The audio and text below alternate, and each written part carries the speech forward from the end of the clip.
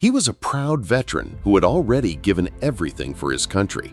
But when his young granddaughter fell sick, he faced a choice no grandfather should ever have to make. With medicine out of reach, he let go of the one thing he loved most, his Harley. He thought sacrifice was the end of the story, but it was only the beginning. Because soon, the sound of engines roared down his quiet street, and what happened next would leave an entire community stunned. For most of his life, James had lived by three values: service, honor, and family. A decorated veteran, he carried scars that went far deeper than the ones on his skin. His neighbors knew him as the quiet man who rode a gleaming Harley every Sunday morning, the wind in his face a small reward for years of sacrifice. That bike wasn't just metal and wheels. It was freedom, memories of fallen brothers, and the only piece of joy he had kept for himself after war. At home, though, James's world revolved around one person, his granddaughter, Maya. A bright, playful child whose laughter could fill a room. She was the heart that kept him going. But when Maya's health began to fail, James found himself in a battle he could not fight with strength alone.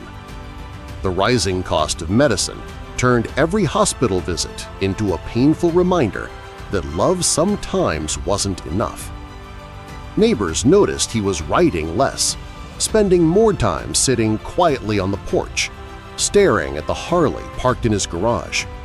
To anyone else, it was just a machine. To James, it was a lifeline to his past. But in the face of his granddaughter's suffering, even that lifeline began to feel like a selfish luxury. He didn't know it yet, but the decision he was about to make would ripple far beyond his family, setting in motion an event that would shake his entire community. The day James parted with his Harley felt like tearing away a piece of his soul. He stood in the driveway, running his hand across the polished chrome one last time before watching a stranger ride it away. The money would buy Maya's medicine, but the loss left a hollow ache in his chest. He told himself he could live without the bike. He could not live without her. Yet the sacrifice that should have brought relief only opened the door to something darker.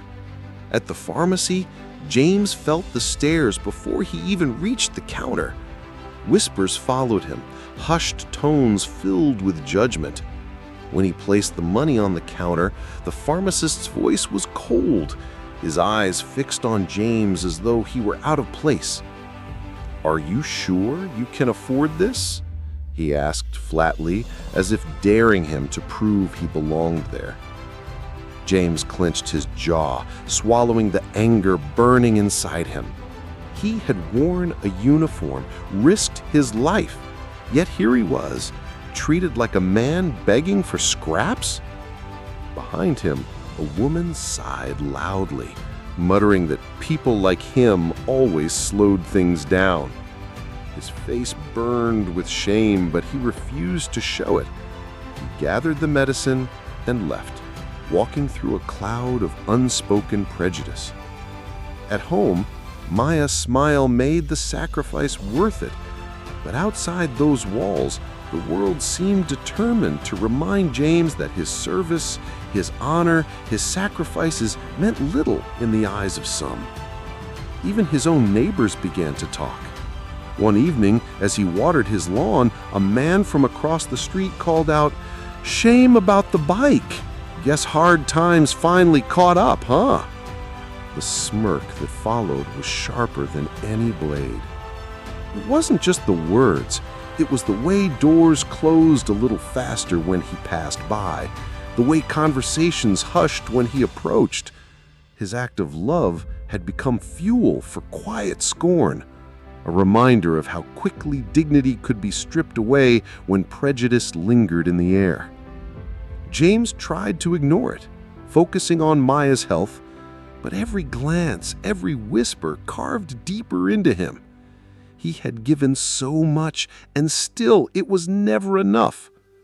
Alone on his porch at night, he would close his eyes and imagine the roar of his Harley, the freedom of open roads. Now there was only silence and the weight of eyes that judged him for choices they could never understand. But what James didn't know was that his story wasn't over, because soon that same quiet street, the one lined with distrust and whispers, was about to be filled with a sound that would shake the ground and silence every doubter. The roar of engines was coming. It happened on a Saturday afternoon, the kind of day when neighbors gathered outside, children played on sidewalks, and whispers traveled faster than the breeze. James sat quietly on his porch, Maya asleep inside, when he heard it, the low rumble of engines in the distance. At first, it was faint, like a storm rolling in. Then it grew louder, multiplying until the ground itself seemed to tremble. One by one, motorcycles appeared at the end of the street. Shiny chrome, black leather, helmets reflecting the sunlight, dozens of riders riding in tight formation. Conversations stopped. Children froze, and neighbors stepped out from behind their fences, their eyes wide with unease. The sound was deafening, a wall of power and defiance that swallowed the street whole. James rose to his feet, his heart pounding. For a moment, fear gripped him. He had no idea why they were here or what they wanted. His neighbors exchanged uneasy glances, some retreating into their homes, doors slamming shut in panic. And then, something remarkable happened. The riders slowed, circling until the entire street was lined with motorcycles. Engines idled, growling like a chorus of thunder. The leader, a towering figure in a leather vest, cut his engine and removed his helmet. He scanned the crowd, then fixed his eyes on James. Time seemed to stop.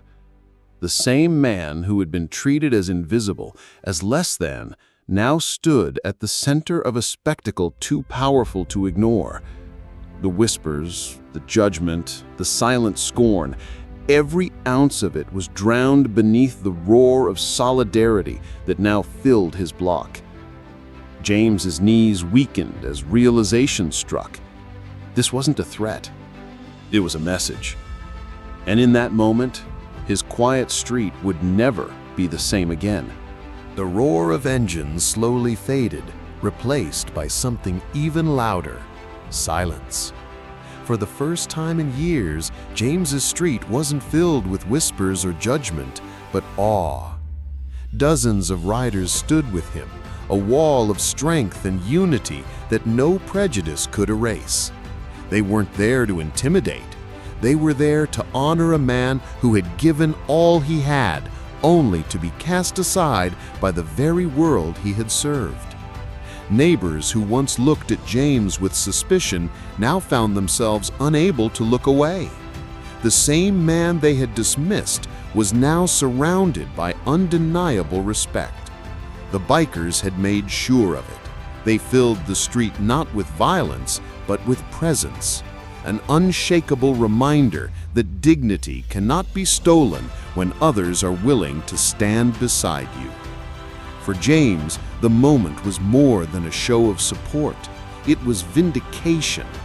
Every sacrifice, every insult, every quiet humiliation had led to this, a community forced to see him not as a stereotype, not as a burden, but as a grandfather, a veteran, a man whose worth was never in question. Maya's medicine sat safely inside, but here, outside his home, James had been given something just as vital: his dignity restored. And yet, this story is bigger than one man on one street. It speaks to a deeper truth, that far too many black men and women give everything only to be met with closed doors, cold stares, and unjust judgment. Racism does not always shout. Sometimes it whispers. Sometimes it hides behind polite smiles and quiet scorn. But when people stand together, those whispers lose their power. So ask yourself, in the face of injustice, will you remain silent, or will you roar loud enough to drown it out?